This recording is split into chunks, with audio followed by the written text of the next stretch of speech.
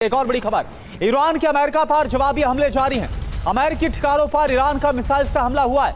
अमेरिकी सैन्य बेसिस पर ईरान ने हमलों को अंजाम दिया। ये देखिए आप तस्वीरें आपको दिखा रहे हैं। तो कुवैत में ईरान का बड़ा हमला हुआ है। ईरान ने यूएस ठिकानों पर हमले किए हैं। कुवैत में भी कई जगहों पर धमाके की गूंज सुनाई दी है।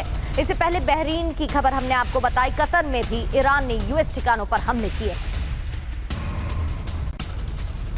इधर ईरान ने कतर और यूएई में बड़े हमले को अंजाम दिया। कतर में यूएस के अल उदैद एयरबेस पर रॉकेट अटैक किया गया। यूएई पर ईरानी मिसाइलों की नई लहर। अबू धाबी में हमलों को रोकने में जुटा हुआ है आयरन डोम। वहीं यूएई के अल धफ्रा एयरबेस पर ईरान का हमला। अल धफ्रा एयरबेस पर धमाकों की आवाज सुनी गई है। यूएई के इस एयरबेस पर भी हमले की खबर सामने आ रही है। आपको बता दें, इन हमलों की पुष्टि यूएई मंत्रालय की तरफ से की गई है और एयर डिफेंस सिस्टम एक्टिव है। इधर यूएई के रक्षा मंत्रालय ने ईरानी हमलों की पुष्टि की है। रॉकेट और ड्रोन से हमले किए गए। ईरानी हमलों से निपट रहा है डिफेंस सिस्टम, ये यूएई की तरफ से कहा गया। तो ईरान के मिसाइल हमले की एक और तस्वीर आपको दिखाते हैं। शहर के ऊपर से जाती दिखी हैं मिसाइलें तस्वीरों में और यूएस बेस की ओर लॉन्च की गई हैं ये मिसाइलें। ये देखिए तस्वीरें, शहर के ऊपर से मिसाइलें जाती हुई नजर आए। तो Kuwait, Qatar, Bahrain under attack.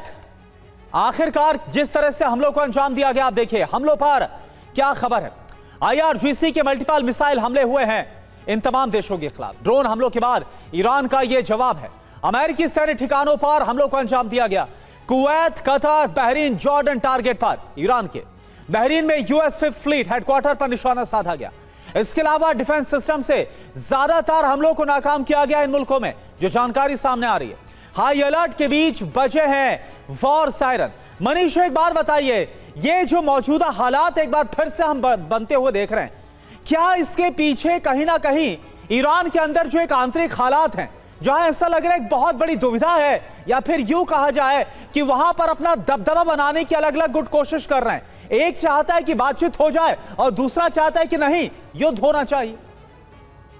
देखिए, वो कहते हैं ना कि कॉन्फिडेंस होना अच्छी बात है, लेकिन ओवर कॉन्फिडेंस जो है वो बहुत घातक हो जाता है। ईरान के मामले में अभी वही दिखाई दे रहा है। 40 दिन के जंग के दरमियान जब इजराइल और अमेरिका ने ईरान पर अटैक किया, जिसमें सुप्रीम लीडर और बाकी लोग मारे गए थे, तो उस वक्त पूरी दुनिया को की सहानुभूति और समर्थन ईरान के साथ था और ईरान भी 40 दिन में सरवाइव कर गया था, तो उसको वो विजयी के तौर पर देख रहा था।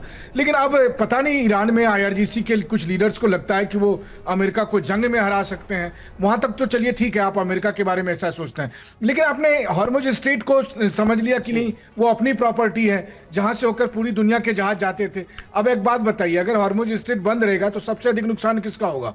भारत जैसे देश का होगा, चीन जैसे देश का होगा। उसमें अमेरिका की सेहत पर क्या फर्क पड़ेगा?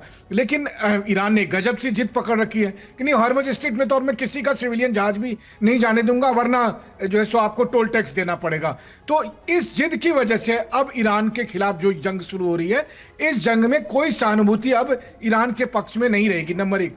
दूसरी बात देखिए, पिछले कुछ दिनों से आज के हमले में एक अंतर है। आज ईरान ने यूएई पर फिर से अटैक कर दिया है। यूएई पर अटैक तब नहीं हो रहे थे जब पिछले कुछ दिनों से छिटपुट स्ट्राइक ईरान की तरफ से हो रहे थे। तो अब यूएई पर अटैक करना, और आपको ध्यान होगा कि सुप्रीम लीडर के जो सुपुर्दे खाक का समारोह हो रहा था, उसमें अरब देशों से सबके डेलीगेशन गए थे, यूएई का डेलीगेशन नहीं गया था। तो यूएई और ईरान की जो अदावत है वो पहले से ही बहुत तेज हो गई है, और अब जिस तरह से यूएई पर अटैक किया गया है, इससे ये लग रहा है कि बस केवल इजराइल की एंट्री होनी बाकी है, और उसके बाद जो आपने फरवरी और मार्च में देखा, उससे ज्यादा भीषण और ज्यादा विनाशक युद्ध इस वक्त अब आपको दिखाई देगा।